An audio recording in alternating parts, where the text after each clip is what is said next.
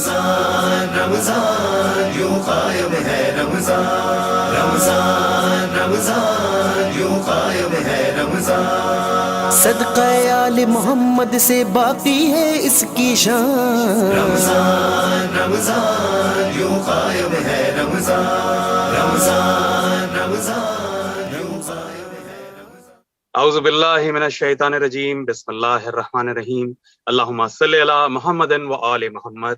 قائم T V Canada سے رمضان transmission دیکھنے والے تمام ناظرین کو پروگرام عالم آن قائم سے سجاد شاہ جی کی طرف سے السلام علیکم۔ ناظرین، رمضان کا مہینہ ہے، یہ مہینہ رحمتوں اور برکتوں کا مہینہ ہے۔ اس مہینے میں ہر نیکی کا ثواب دگنا ہے، قرآن مجید کی تلاوت کا ثواب بھی دگنا ہے۔ اس مہینے میں شیاطین مقید کر دیے جاتے ہیں، رحمتوں کے دروازے کھول دیے جاتے ہیں۔ انہی فضیلتوں پہ، انہی باتوں پہ گفتگو کے لیے ہماری خوش نصیبی آج ہمارے ساتھ ایک جید عالم دین جناب علامہ محمد عباس وزیری صاحب موجود ہیں۔ آپ کسی تعارف کے محتاج نہیں ہیں۔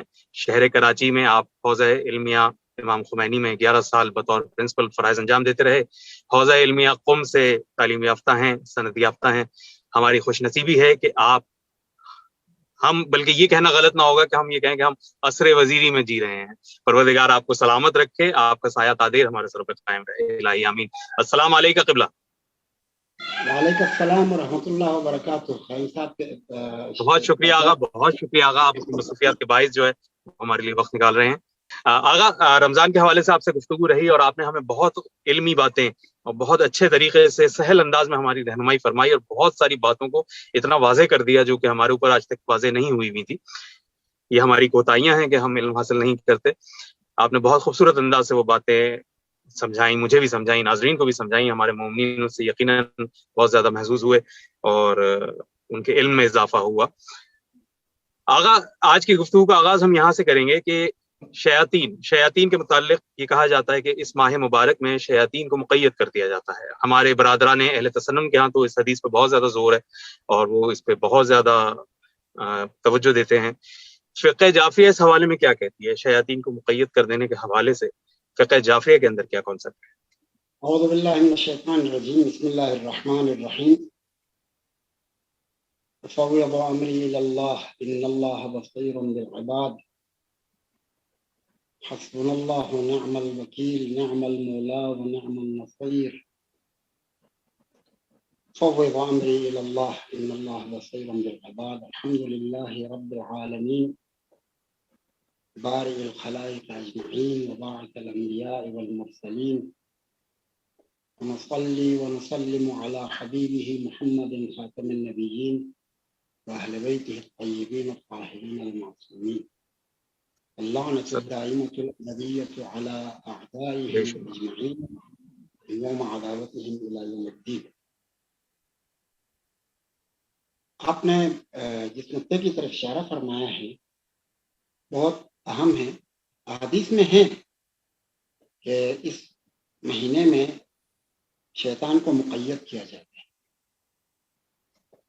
خوب غور کریں، شیطان کو مقید کیا جائے یا نہ کیا جائے، نقطے پر غور کریں۔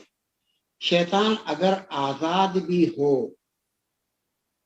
تو خدا کے مخلص بندوں کا کچھ نہیں بگاڑ سکتا۔ کیا کہنا ہے کہ جو خدا کے برگزیدہ بندگان ہیں ان کا کچھ نہیں بگاڑ سکتا، وہ ان کے قریب بھی نہیں جا سکتا۔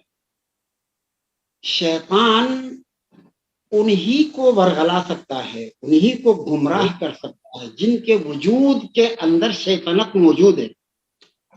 صحیح وہ خود شیطان ہے، یعنی بعض دفعہ انسان خود شیطان ہے۔ اور قرآن مجید میں بھی شیاطین الجن والانس کا لفظ استعمال ہوا ہے۔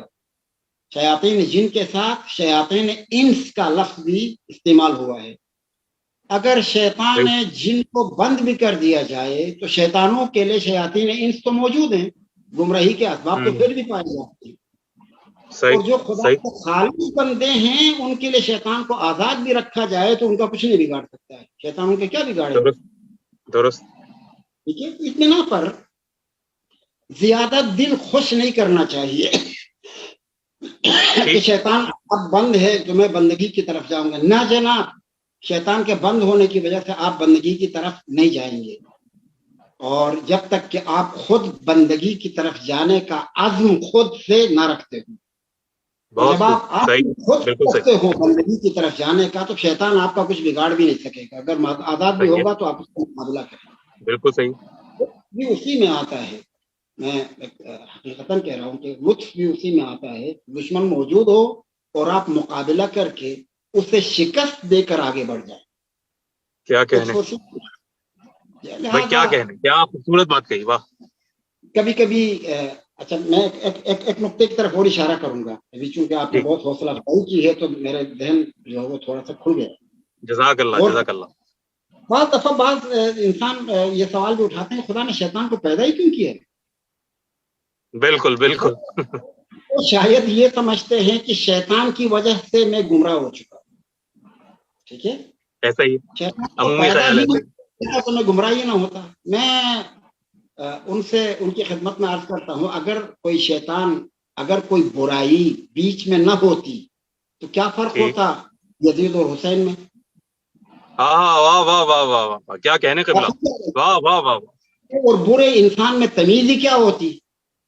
صحیح. اچھے انسان کی اچھائی کو مہمیز دینے کے لیے، اسے نکھار پیدا کرنے کے لیے کسی برائی کا مقابلہ کرنا ضروری ہے.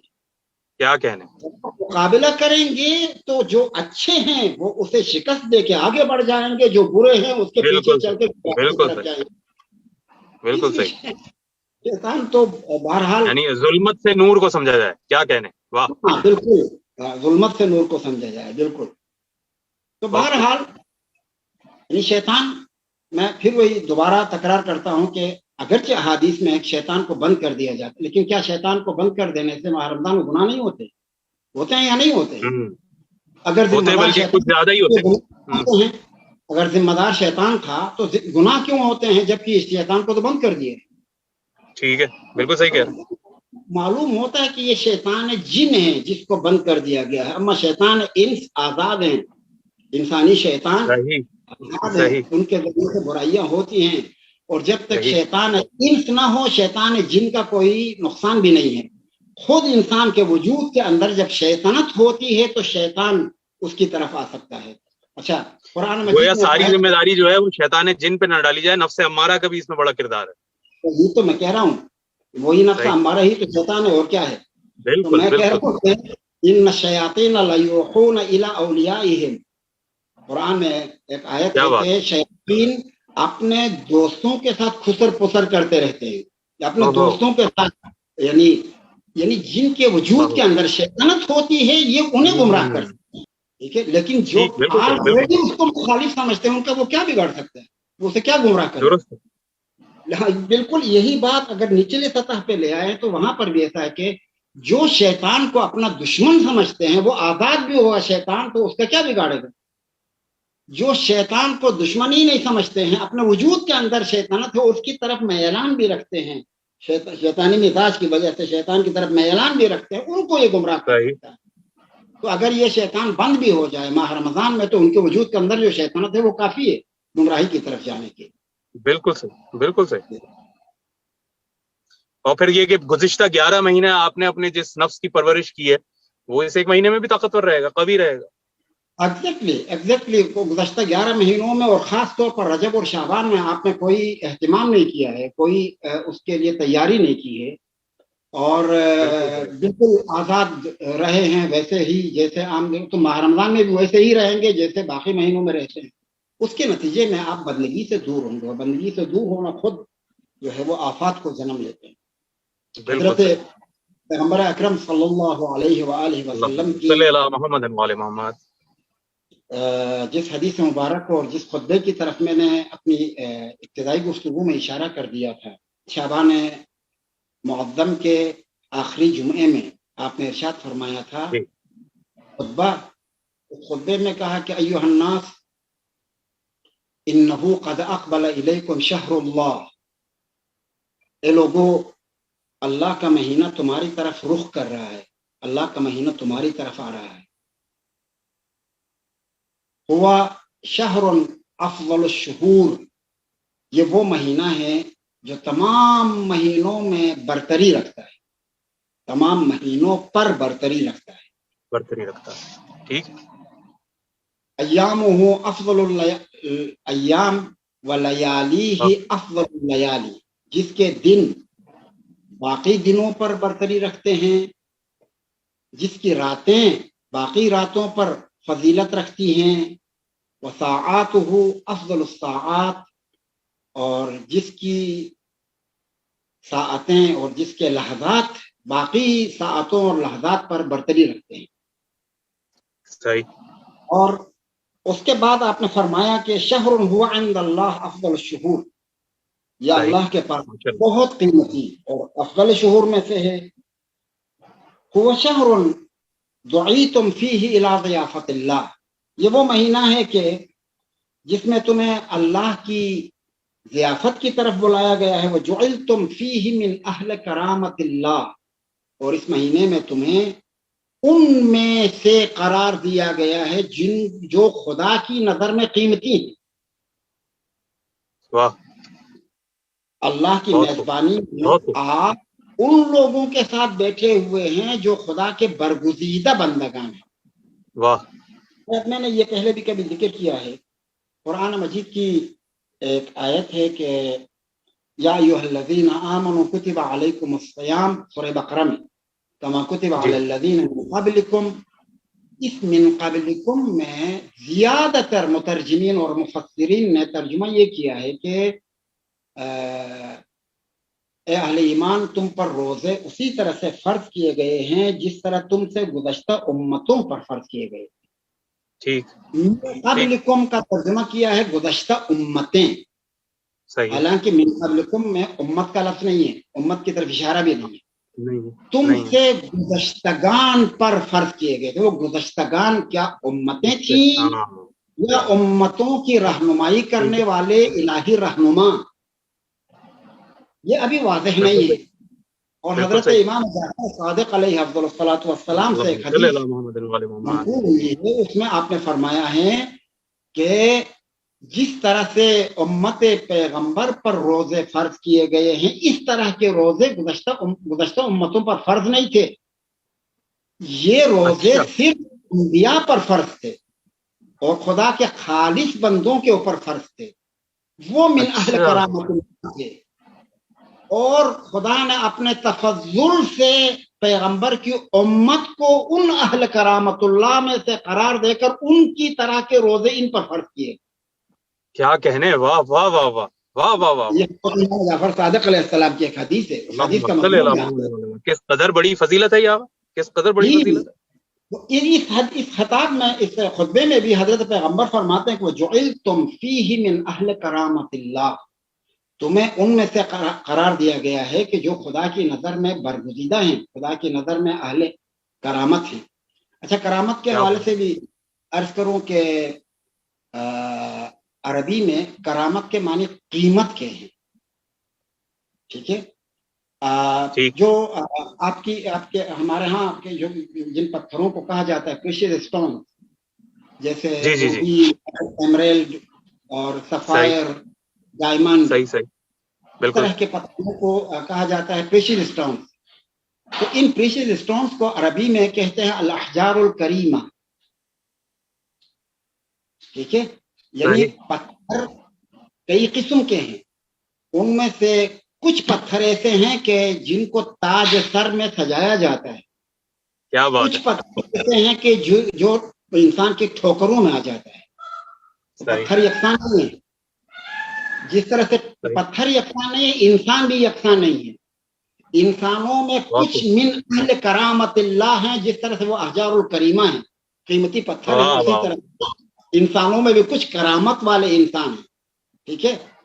اچھا، ایک اور آیت قرآن مجید میں ہے، بہت مشہور آیت ہے، یا ایھا الذین آمنوا، کہ جی انا خلقناکم من ذکر و انثی. یا ایھا الذین آمنوا شروع میں نہیں ہے، انا خلقناکم من ذکر و انثی وجعلناکم شعوبا وقبائل لتعارفوا.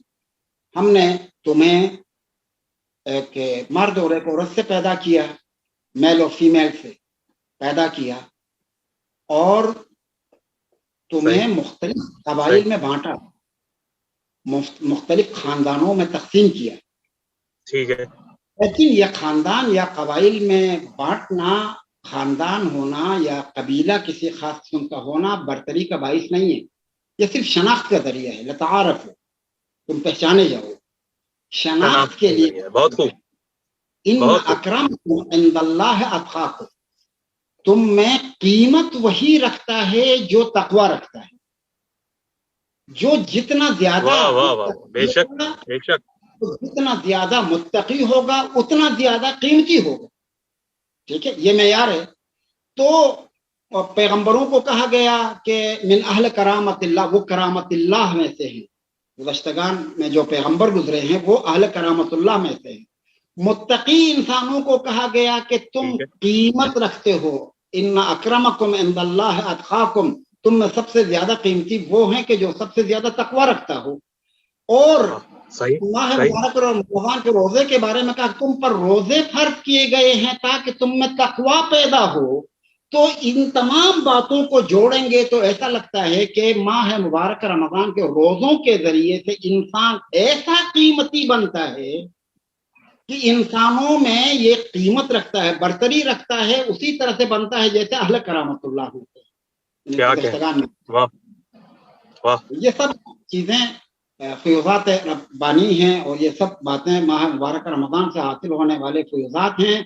لیکن پھر وہی آپ نے خود گزشتہ روز کے اس ایپیسوڈ میں اشارہ کر دیا تھا کہ پیغمبر نے خدا سے مانگا کہ پروردگارا میرے لیے مجھے رجب اور شعبان کی برکتیں عطا کر، اور رجب اور شعبان کی برکتوں کے ذریعے سے مجھے ماہ مبارک رمضان تک پہنچا دے. تو اس بنا پر کوئی انسان اگر ملتفت ہو بندگی کے تقاضوں کی طرف اور وہ ماہ مبارک کم از کم ماہ مبارک رجب اور شعبان سے اسٹارٹ کرے تو ماہ رمضان کے فیضات کو پائے گا. غفلت کی زندگی گزارنے والا کسی فیض کو حاصل نہیں کر سکتا. بہت خوب، بہت خوب، بہت شکریہ آغا، آپ نے بہت خوبصورت ہماری رہنمائی فرما دی. پروردگار آپ کو جزائے خیر دے، آپ کو سلامت رکھے، الہی آمین. ناظرین، آپ نے علامہ محمد عباس وزیری صاحب کی جو ہے علم سے بھرپور گفتگو ملاحظہ فرمائی، اور مجھے یقین ہے یہ گفتگو ہم سب کے لیے مشعل راہ ثابت ہوگی. اس کے ساتھ ہی قائم ٹی وی کینیڈا کی رمضان ٹرانسمیشن سے پروگرام عالم ہم قائم سے سجاد شاہ جی کو اجازت دیجیے. اپنا اور گرد و نواز سب کا خیال رکھیے اور دیکھتے رہیے قائم ٹی وی، کیونکہ قائم سے ہے زندگی. خدا حافظ. رمضان رمضان یوں قائم ہے رمضان، رمضان رمضان یوں قائم ہے رمضان. صدقہ آل محمد سے باقی ہے اس کی شان. رمضان رمضان یوں قائم ہے رمضان، رمضان رمضان یوں قائم ہے رمضان. اس کے توسل سے ہر گھر میں خوب سمایا ہے. سحری ہو یا افطاری میں دسترخوان سجا ہے. ہوتی ہے رونق گھر میں جب آتے ہیں مہمان. رمضان رمضان یوں قائم ہے رمضان.